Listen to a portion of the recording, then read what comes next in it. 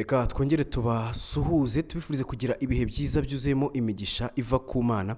Turizera ko mumeze neza cyane. Reka mbabwire ko njye nitwa Kizito, hano tugiye kuzajya tuganira byinshi cyane bigezweho muri siporo, ariko bitavuze ko n'ibindi biganiro mwajyaga mukurikiranaho byiganjemo iby'iyobokamana bigiye kuvaho, ahubwo nabyo muzajya mubibona, ariko na siporo n'indi segima tugiye gushyiramo mu makuru agezweho ari kuvugwa muri siporo. Ku mukino wa kimwe cya kane w'igikombe cy'amahoro mu bagore wahuje ekipe ya Fatima na Gatsibo wabaye ku munsi w'ejo, habayemo agashya kubera ko muri uyu mukino umukinnyi wa ekipe ya Fatima yaje kwambikwa amapingu ndetse aza no gufatwa nyine nyuma yuko yari amaze habaye imirwano hagati mu kibuga.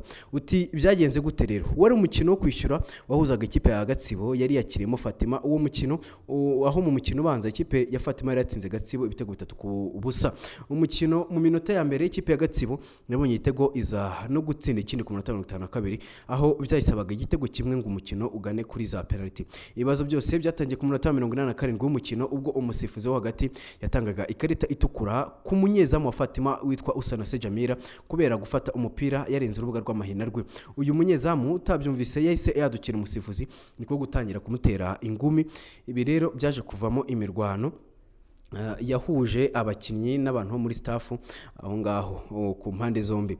Nyuma y'iminota 7 ibi rero byaje gutuma polisi y'igihugu itayitabazwa muri uyu mukino, aho byaje no gutuma umukinnyi wa Fatima ari nawe kapiteni w'ikipe witwa Uwiragiye Chantal ahita yambikwa amapingu. Hanyuma rero nyuma y'iminota 7 y'imvururu umukino waje gukomeza ndetse nta yindi karita y'umutuku yatanzwe, aho n'umukinnyi wa Fatima wari wambitswe amapingu yaje gufungurwa akomeza umukino waje kurangira ari bya bitego 2-0. Bivuze ko Fatima yahise inakomeza muri kimwe cya kabiri ku bitego 3-2 mu mukino yombi. Mu wundi mukino nyuma y'umukino rero Kalisa Adolphe umuvugizi wa Federation y'umupira w'amaguru hano mu Rwanda Ferwafa yatangaje ko iki kibazo bakimenye aho bategereje raporo ya komiseri n'iy'akanama gashinzwe imyitwarire, gusa ashimangira ko batazigera bihanganira abakinnyi basagarira abasifuzi. Mu yindi mikino yabaye muri iyi mikino y'abari n'abategarugori kandi ikipe ya Rayon Sport yasezereye Apayeri muri kimwe cya kane nayo itsinze ibitego 3-1 aho izahura na AS Kigali y'abari n'abategarugori iyo yatsinze ekipe ya ibitego 12-0. Fatima yo yazamutse ikazahura n'indahangarwa yasezereye inyemera kuri penalty 6-5 nyuma yaho buri ekipe itsindiye muri go igitego 1-0. Tuve aho ngaho tujye muri championnat cyiciro cya mbere hano mu Rwanda. Ku munsi w'ejo hakinirwaga imikino ya mbere ku munsi wa 26 wa championnat, aho ekipe ya Kiyovu Sport yanyagiye Sunrise ibitego 4-0 yongera gukubita agasumari kumanuka kwa ekipe ya Sunrise, ariko byari birimo no kwihorera kubera ko iyi Sunrise niyo yatumye ekipe ya Kiyovu Sport idatwara igikombe umwaka ushize w'imikino, ubwo Kiyovu Sport yatakarizaga mu karere ka Nyagatare itsinzwe igitego 1-0. Uyu mukino wabaye ku munsi w'ejo wabereye muri Kigali Pele Stadium uza kurangira ekipe ya Sunrise itsinzwe ibitego 4-0. Muri uyu mukino kandi ikindi cyagaragayemo utaza no kurenza ingohe nuko hafashwe umunota wo kuzirikana no kwibuka umukinnyi wari umutoza wongerera imbaraga abakinnyi muri ekipe ya PFC yitwa Adel Zelane witabye Imana ku wa 2 w'iki cyumweru, n'umundi hari tariki 2 muri kwezi kwa 4.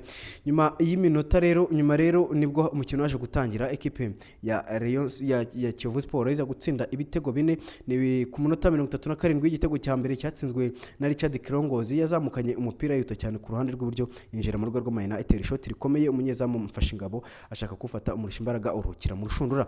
Bidatenze ku munota 43 Kazindu Batigi igitego cya gatatu ariko nyine batsinze ibitego 4, harimo igitego cya Richard Kilongozi, urumva harimo igitego cya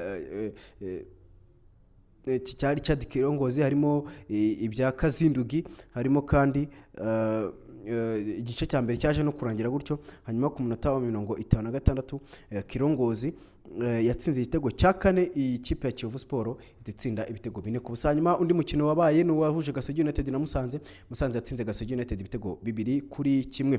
Hanyuma ibi byakomeje gutuma nyine Sunrise ikomeza kugenda isatira ibyago byo kujya mu cyiciro cya kabiri. Hanyuma indi ekipe iri yitezwe n'ikipe ya Etincelle buze kubikina n'ikipe ya Rayon Sport. Ese birashoboka ko nayo buze gutsindwa, nibyo kwitega amaso. Mu bindi wamenya nuko Stade Amahoro nayo igiye gushyirwa stade ya Kigali cyangwa se Kigali Pele Stadium igiye gushyirwa hasi ikubakwa bushya nk'uko byatangajwe n'umuvugizi, nkuko byatangajwe na Shimimana Alexis Ledamtus ishinzwe ibikorwa remezo muri Ministeri ya Siporo ariyo Minisiporo, nkuko yabitangaje. Rero iyi Kigali Pele Stadium nayo igiye kuvugururwa ishyirwe hasi yubakwe bushya. Hanyuma hanze y'u Rwanda ikipe ya Arsenal yatsinze Luton Town mu ijoro ryakeye, byatumye yitigira amanota 68 bishyira ku mwanya wa mbere. Ariko nyuma y'uyu mukino umutoza w'ikipe ya Arsenal yitwa Mikel Arteta Amatrian yatangaje ko ngo kuba ekipe ye yafashe umwanya wa mbere nubwo atizeye ko bazawuhamana, ariko bishoboka ko ashobora kurinda arakomeza gucungira hafi ama ekipe amuri inyuma kugira ngo arebe niba nawe ashobora kugira uko abigenza bikazarangira atwaye igikombe.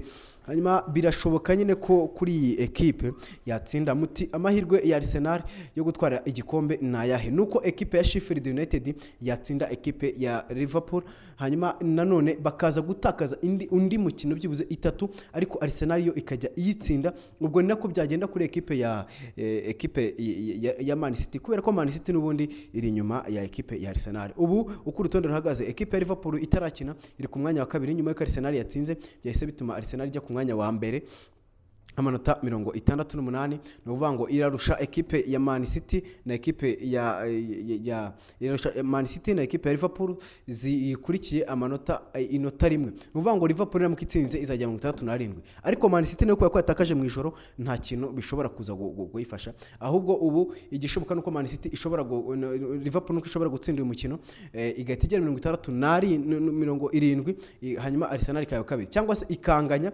igahita ifata umwanya wa kabiri. Ubwo ndavuga Liverpool kubera ko ekipe yo yahita igira 68. Hanyuma nguko uko bimeze mu magambo ye Mikel Arteta yagize ati ndabizi ko Liverpool ifitanye umukino na Sheffield United imbere y'abafana bayo, ni umukino ngomba gukurikirana kubera ko ufite byinshi usobanuye ko Arsenal ihanganiye igikombe na Liverpool. Tuzirinda amakipe duhanganye ko yadushyiramo ikinyuranyo, tuzaguma gushaka amanota azadushobokera, gusa ducungira hafi aho abo duhanganye. Nyuma yaho umusaruro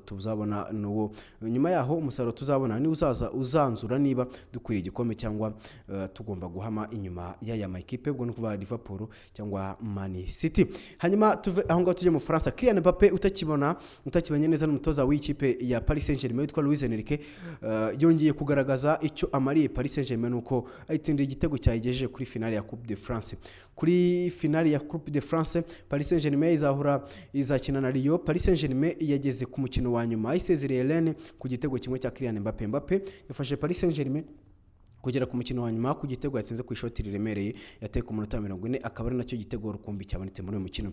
Nubwo yafashe Paris Saint-Germain kugera ku mukino wa nyuma, abafana bari bamaze iminota 3 bamwibasiye kubera ko yari amaze kurata penalty yakuyemo n'umuzamu wa Rennes yitwa Steve Mandanda. Mbappé akirata penalty y'abafana batangiye kuvuga ko ashobora kuba yiteye atabishaka kubera umwuka mubi uri hagati ye na Luis Enrique utoza Paris Saint-Germain. Gusa ibyo Mbappé yabinyomoje ku minota 3 gusa ubwo yahise atsinda igitego. Gusa nanone ku munota wa 13 Steve Mandanda yari yongeye gukuramo ishoti rikomeye rya Kylian Mbappé, bigaragaza ko ari umuzamu mwiza, umuzamu rwose ufatwa nk'umwe mu bazamu bakomeye ikipe y'igihugu ya France yatunze ndetse na championnat y'igihugu ya France muri rusange.